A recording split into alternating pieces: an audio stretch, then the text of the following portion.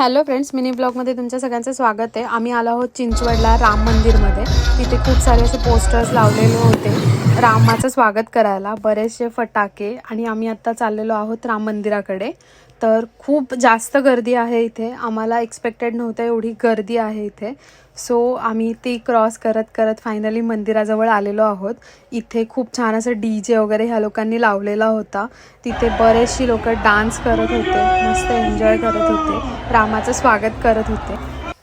हे आहे बाहेरून राम मंदिर, ज्याला त्यांनी खूप छान सजवलं होतं। खूप मस्त लाइटिंग केलेली, सजावट केली होती। त्यानंतर आम्ही लाईनीमध्ये थांबलेलो, बरीचशी मोठी लाईन अशी होती आणि तिथे मस्त नाचत होती लोक।